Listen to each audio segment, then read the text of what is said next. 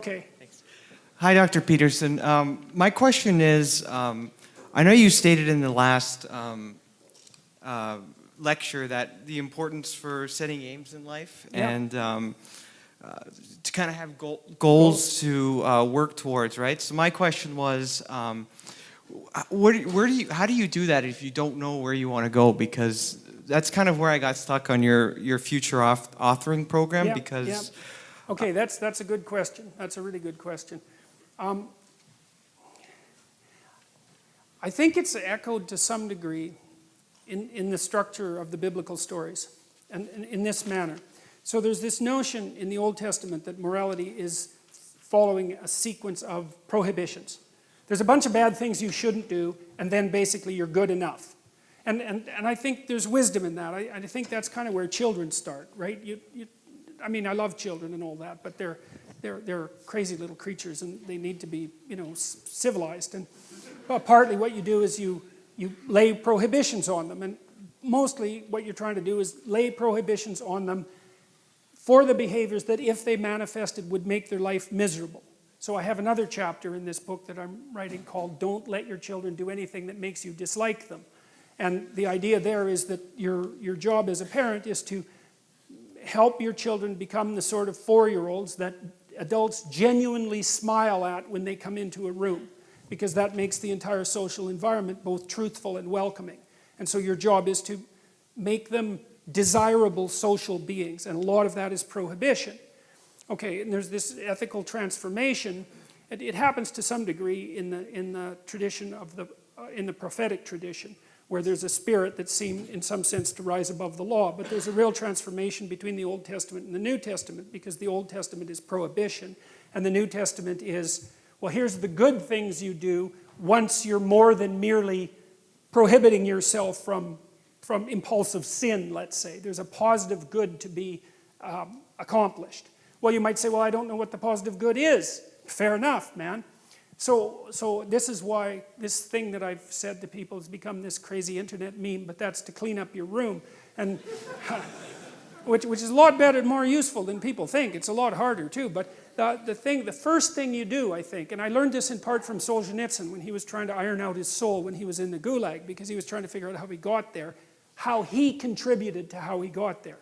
Not Stalin and Hitler, even though they were kind of to blame, but there wasn't much he could do about that. I think what you have to do, and this is part of humility, is you have to look around you within your sphere of influence, like the direct sphere of influence, and fix the things that announce themselves as in need of repair. And those are often small things, and they can be like your room. Put it in order, because the thing is, it isn't exactly so important that your room is in order, although it is.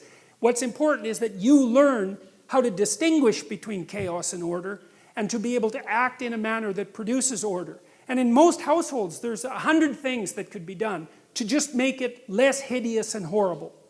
And so practicing that it's a real useful form of meditation, and it's also, I think it's a divine act, because you're taking chaos. And if you pay attention even to a room, it's so interesting, and I learned, because I've renovated many places now and tried to make them beautiful, and one of the things that I've really learned is that even if you own a structure, unless you've investigated all the nooks and crannies and cleaned them up and put your own imprint on them and made them yours, they're not yours. The mere fact of physical ownership doesn't make them yours. You have to establish a dynamic relationship with the objects before they're actually yours. And I think you can do something as simple as just sit on your bed and think, okay, there's probably like 5 things I could do today so that tomorrow morning is slightly better than this morning was, or at least I'm not falling behind. And those will usually be, it's like having to eat a toad in the morning, right? It's like, it's not going to be something you want to do. There'll be things you're trying to avoid. They're snakes, essentially.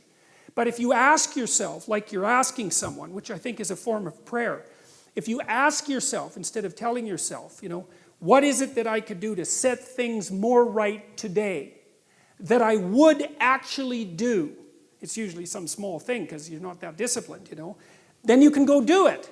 And then you put the world together a little more when you do that. And that spreads out. But you also construct yourself into something that's better able to call order forth from chaos. And that makes you just incrementally stronger. And then the next day, you can maybe take on a slightly larger task. And like, you get the benefit of compound interest if you do that. It's a tremendously powerful technique. And I think if you do that, at some point, instead of just having to fix things up that are not good, you'll start to get a glimmer of the positive things that you could do, you know, the positive things that you could do that would actually constitute a vision. And that's what I would recommend.